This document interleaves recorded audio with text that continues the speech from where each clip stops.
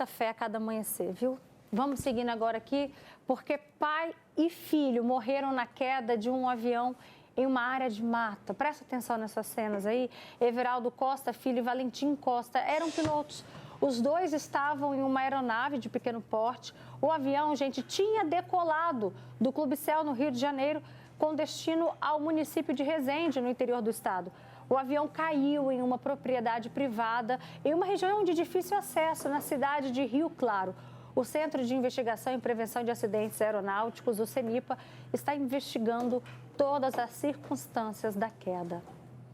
E olha, com o início da entrega do imposto de renda, aumenta e muito, gente, o número de e-mails e mensagens falsas usadas por golpistas. Especialistas alertam que, nesse ano, com a chance de restituição automática para quem ganhou até 2 salários mínimos, os criminosos vão usar essa oportunidade para fraudes, viu? Fica atento.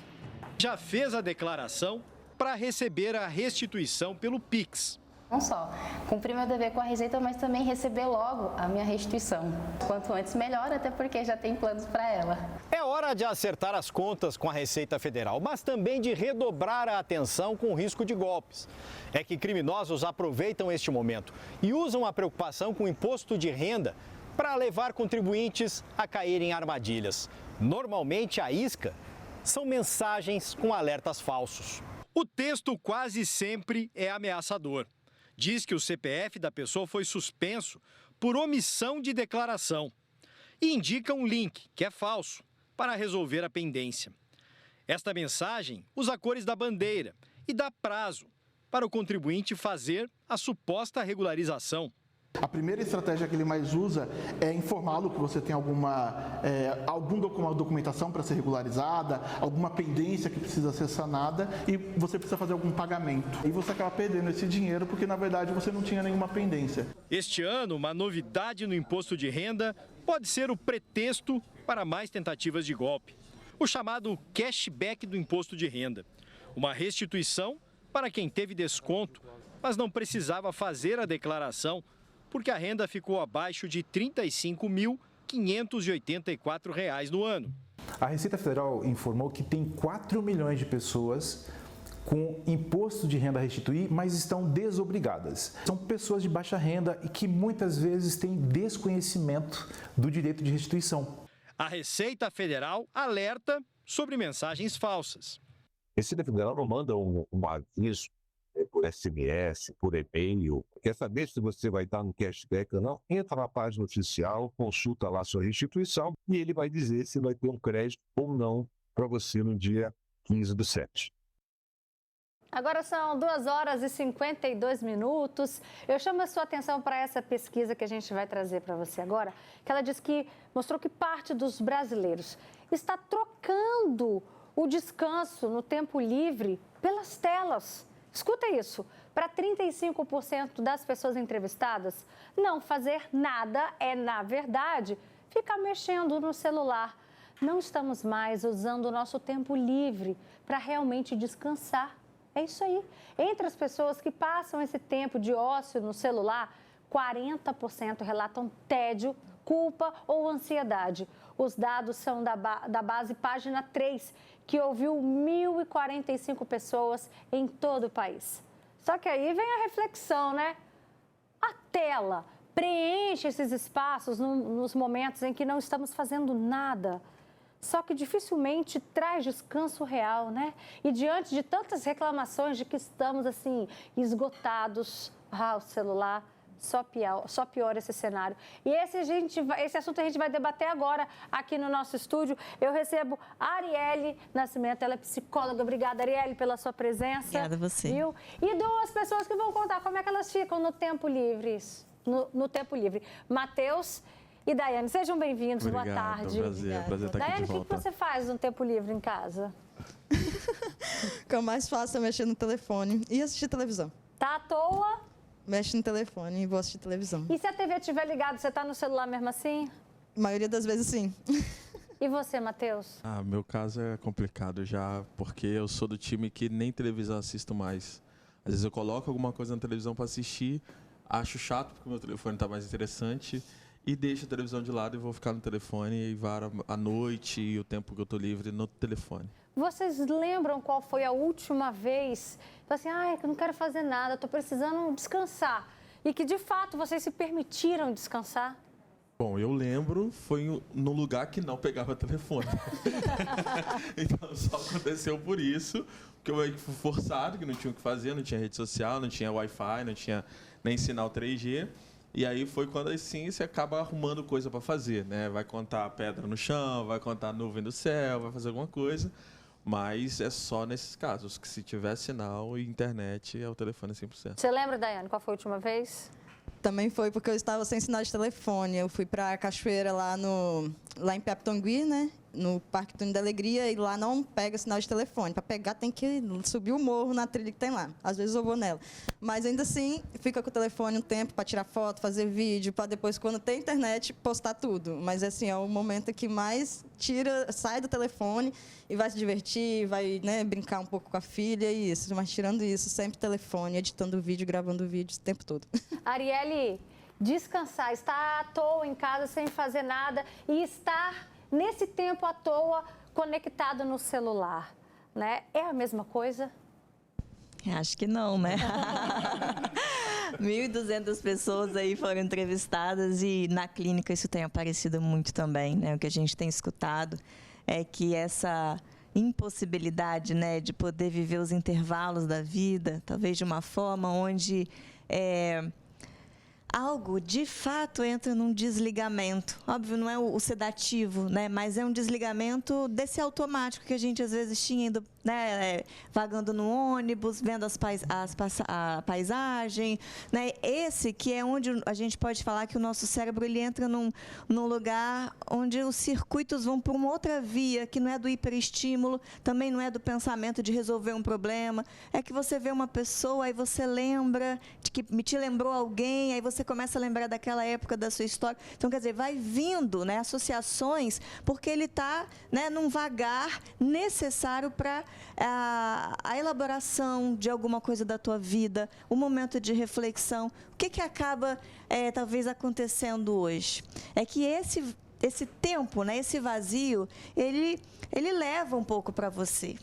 E, às vezes, isso pode ser desconfortável. Você se dá conta de algumas coisas, do que está acontecendo, do que não está acontecendo, do que você está deixando por fazer. Então, ao evitar isso, e aí a rede social ela entra muito, né, nesse cenário ajudando, tem uma vivência muito empobrecida de quem eu sou, do que eu gosto, do que está vendo na minha vida, o que eu estou fazendo na minha vida. Porque não tem esse espaço de conhecimento de si, de cuidado de si. Esse é o ponto que a gente tem perdido quando as redes sociais, elas, né, nesses 15 segundos de vídeo sem parar, elas têm tamponado esse vazio tão importante em toda a história da humanidade, na nossa produção de subjetividade, em quem nós somos, na forma como a gente se relaciona e constrói que nós gostamos, uma vida mais autêntica, né? E daqui a pouquinho, então, você vai falar pra gente dessa consequência. No momento que era para você se desligar, se permitir, sabe, às vezes uma reflexão dessa subjetividade, como você disse, das suas histórias, mas não. Você está o tempo todo no estímulo. Era para você estar descansando, mas você está ligado. Daqui a pouquinho você vai falar também dessa consequência. Mas antes, vamos saber deles. Qual é o sentimento, então? Poxa, eu estava cansado, fui para casa mais cedo para tirar uma soneca. Deitei na cama, quando eu fui ver, estava o tempo todo no celular. Qual é o sentimento? Eu acho que o sentimento que dá são duas linhas, né? O primeiro é aquela necessidade de você estar produzindo, então você acredita que você ali, você está fazendo alguma coisa, seu cérebro também entende que você não está, né, sei lá, não fazendo nada, e o que geralmente a gente pensa como ruim, né, porque nessa sociedade que a gente tem que estar toda hora produzindo alguma coisa, fazendo alguma coisa, você não tem a oportunidade de não fazer nada.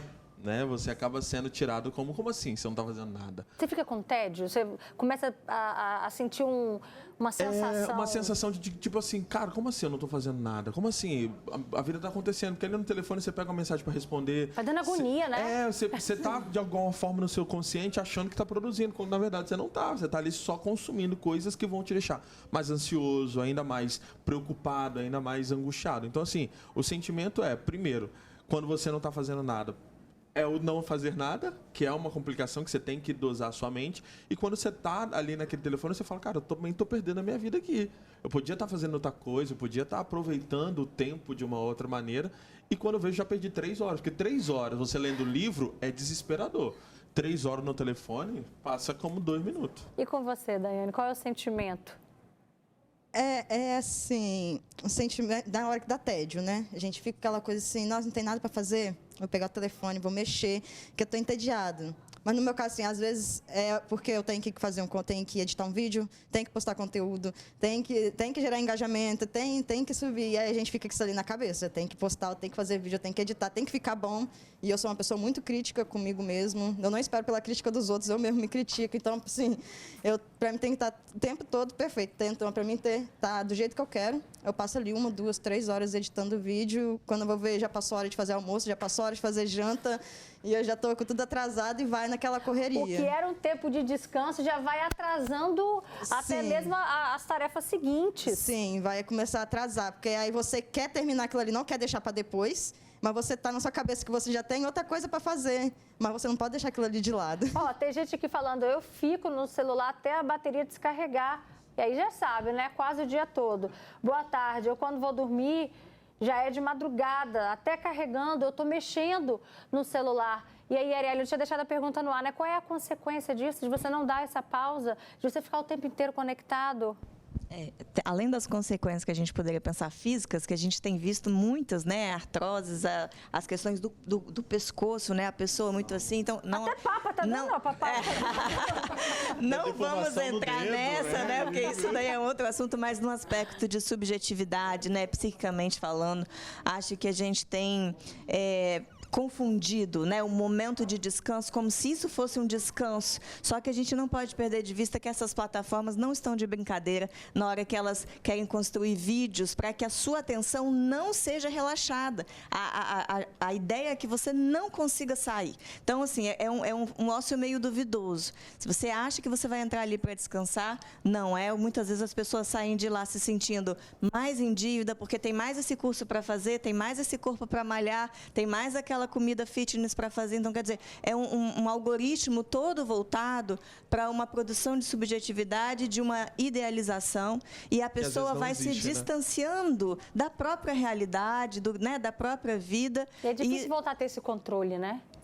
É difícil, Roberta, e eu até estava pensando sobre isso, mas eu acho que a gente chegou no momento de fazer esse esforço como um cuidado de si mesmo. Não tem como a gente esperar, né, que isso venha automático, não tem como vir automático, mas eu acho que a partir do momento que a gente, né, discute isso juntos e começa a propositalmente tentar usufruir momentos de vou no calçadão, vou deixar o celular em casa, não é para ficar lá meditando, não, porque isso pode ser desesperador pensar, mas é para de alguma forma, ver a vida acontecendo e essas associações voltarem a acontecer, né? E outros sentidos a gente poder criar, né, diante da vida, da própria vida. Tá vendo, minha amiga? Você tá aí deitado no sofá assistindo Fala Espírito Santo? Larga esse celular, se permita, né, fluir aqui no assunto do nosso dia a dia. Daqui a pouquinho tem receita gostosa aqui no Fala Espírito Santo. Olha, eu agradeço muito a presença de vocês, um assunto tão válido que merece a reflexão, tá?